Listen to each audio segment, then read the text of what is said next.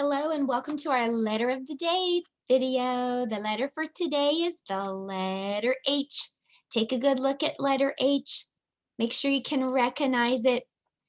Now that we can recognize the letter H, let's write it, okay? Letter H is just 3 lines. I'll show you what I mean. You're going to make the number 1. You're going to move over, make another number 1. And then you're going to make a line that goes straight across. So that's the uppercase letter H. 1, 2, 3. 1, 1 across. Can you write that? You can use a board like I'm using, or you can use some paper. You can even skywrite like this. You can also use the handwriting house. So I'm going to pull that up. And if you'd like a copy of the handwriting house, I'll make sure that there's a link below so you can get one. Okay, we're going to start by making the number 1. This is an uppercase H, so the number 1 is going to go upstairs and downstairs. Then we're going to move our pencil over, and we're going to make another number 1. And then we're going to make a line across the middle. So 1, 1 across. That's the uppercase letter H. 1, 1 across. 1, 1 across. Now let's talk about the lowercase h. It starts off very similar to the uppercase H. We're going to make another number 1, but this time we're not going to pick up our pencil. We're going to trace back up and over. So 1 up and over. 1 up and over. You try. This is a lowercase letter, and usually lowercase letters stay downstairs on the house, but this one's a teenager letter, so it's going to be upstairs too. So make your 1, trace back up and over. 1 up and over. 1 up and over. 1, trace back up and over. 1 up and over. That's the lowercase h. Well, let's do some phonics now. Let's talk about what letter H sounds like. For that, I need a favor. I need for you to stand up, and I need you to run around when I say go, okay? And then I want you to come back when you hear the bell beep, and we're going to listen and see how we're breathing. Okay, so here we go. On your marks, get ready to run. Stand up, stand up. You can run in place or run around the room. Get set. Run. Run as fast as you can. Run. Run, run, run, run, run. Wow, you're fast runners. Run, run, run fast as you can. Run, run, run, run, run. Run, keep going, keep going, keep running. Run as hard as you can. Keep running. Oh, so come back, come back, come back. Okay, let's listen to how we're breathing. That's how I sound when I run, especially when I run as fast as you were running. That's the sound that letter H makes. Letter H makes the sound like when you're running really hard and then you're breathing hard too. So what sound does letter H make? Today when we do our blending, I'm going to give you a hint. I'm going to do like this. That's to remind you that letter H says like when you're running and breathing hard. Okay, before we do our blending, I need to know what the vowels are. Can you help me to remember?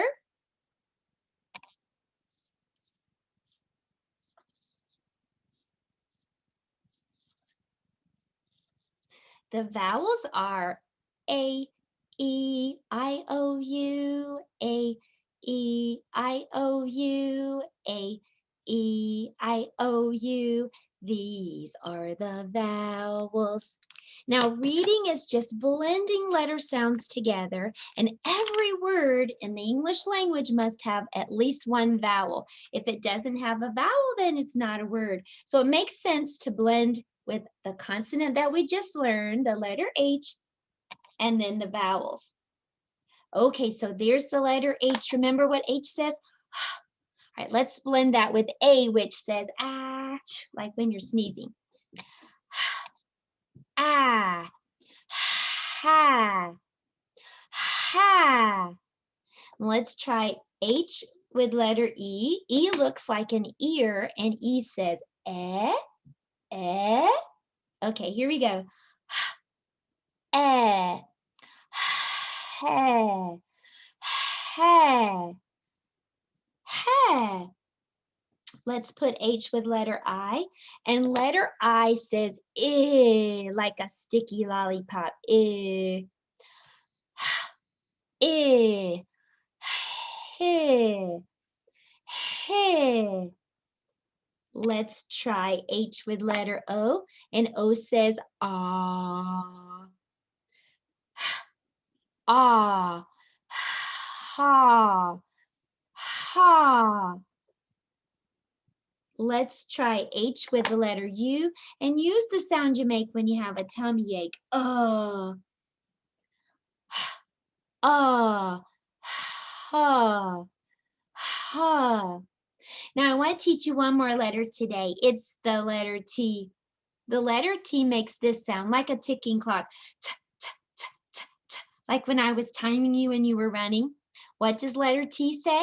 T, t, t, t, t. Now I'm going to put the letter T after some of these blends. Okay, let's put the letter T right here. Now, I know you know this blend. We just did it. Let's see it again really quickly. Ha, ha. Now let's put a T at the end, okay?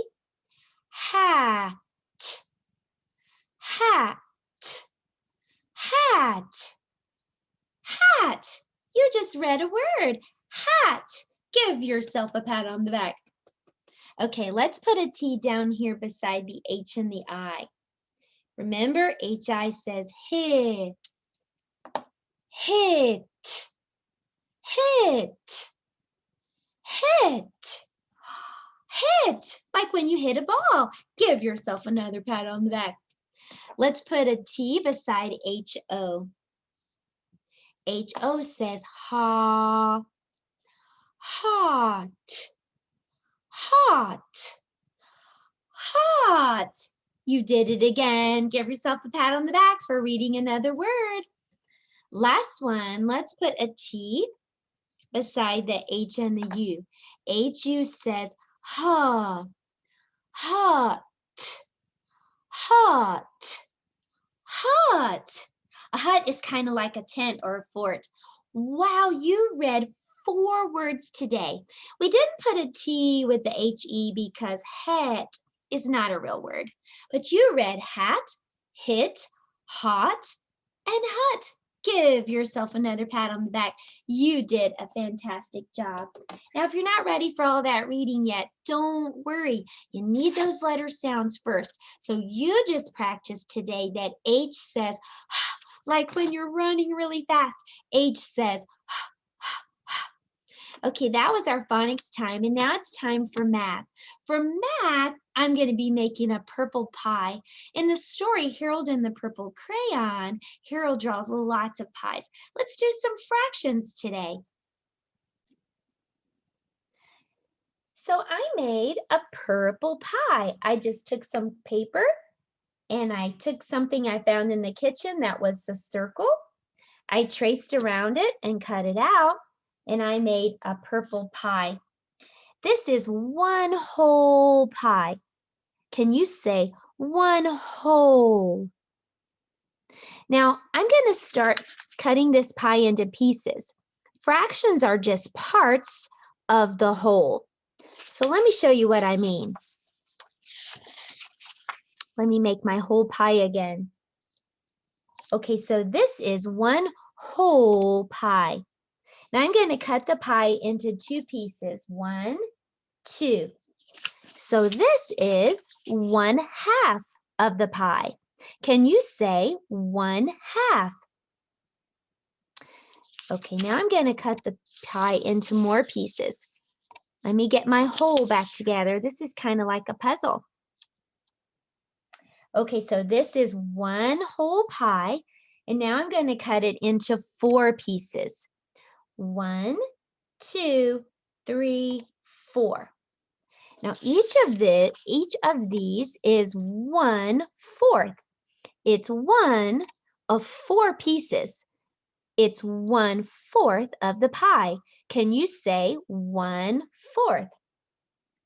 Now let's review what we learned today about fractions. This is 1 whole. This is 1/2.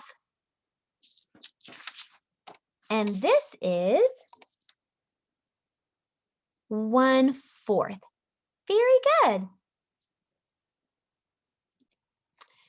For our color practice today, we're going to be learning how to spell the color purple. The crayon in the story that Harold uses is purple. Let's see if we can spell the word purple. P-U-R-P-L-E, purple, purple. P-U-R-P-L-E, purple is what that spells. Purple grapes on the vine, purple Kool-Aid's fine. P-U-R-P-L-E, purple is what that spells. How do you spell purple? P-U-R-P-L-E, purple is what that spells. Well, today for art, I'm going to be using some purple paint. If you don't have purple, maybe you have blue and red. When you mix blue and red together, guess what? You get purple. But I have purple paint today, so what I'm going to do is put it into a sandwich baggie like this. I just opened up the bag and I poured in the purple paint. Next was the fun part. I closed it up really tight and then I started squishing the bag. I just kept squishing and rubbing that paint around until it filled up most of the bag. And look, the best part is I can play with the paint now and not get dirty. So the next thing that I did was take a Q-tip and I used the Q-tip to write in the paint and to practice my letters. There's the letter H. So have fun today. This is your art project. You can practice writing by making this purple bag. Okay, now let's do some science. For science today, we're going to be talking about the phases of the moon. In the story, one of the first things that Harold paints or draws with his purple crayon is a moon. So let's talk about the phases of the moon. Have you ever walked outside and looked at the moon? Is the moon always the same every night when you take a look at it? Shake your head yes or no. Is the moon always the same? Does it look the same to you? No, it doesn't look the same every time I look outside and see it. That's because the moon has different phases that it goes through. So we're going to talk about 4 basic phases of the moon. All right, the first phase is called a new moon. It's when you look up and you see the moon, but it's dark. It's not glowing at all. It's turned away from the sun, so it's not reflecting the sun. So when you can't really see the moon at all, that's called a new moon. Sometimes you look up in the sky and it looks like this. It looks like a tiny little fingernail. We call this a crescent moon. Crescent. And sometimes you can see half. When you can see half of the moon really clearly, that's called a quarter moon. A quarter moon. And finally, when you can see the whole moon shining like a big giant circle in the sky, that's called a full moon. To help us remember these phases of the moon, I made a quick project. I just took a piece of black construction paper and folded it in half and half again, and then I opened it up. It made 4 sections, 1, 2, 3, 4. In the first section, I drew a circle, and the circle is dark. That's the new moon. When the moon is dark, turned away from the sun, that's what it looks like. The next one shows that little tiny sliver of moon. That's called the crescent moon.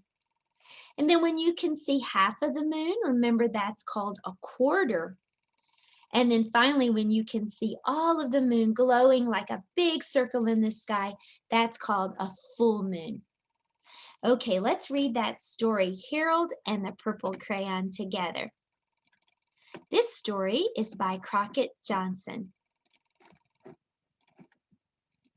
Harold and the Purple Crayon. One evening, after thinking it over for some time, Harold decided to go for a walk in the moonlight. There wasn't any moon, and Harold needed a moon for a walk in the moonlight. So he drew one, and he needed something to walk on. He made a long, straight path so he wouldn't get lost, and he set off on his walk, taking his big purple crayon with him. But he didn't seem to be getting anywhere on the long, straight path, so he left the path for a shortcut across a field, and the moon went with him. The shortcut led right to where Harold thought a forest ought to be. He didn't want to get lost in the woods, so he made a very small forest with just one tree in it. It turned out to be an apple tree. The apples would be very tasty, Harold thought, when they got red. So he put a frightening dragon under the tree to guard the apples. It was a terribly frightening dragon. It even frightened Harold. He backed away. His hand holding the purple crayon shook.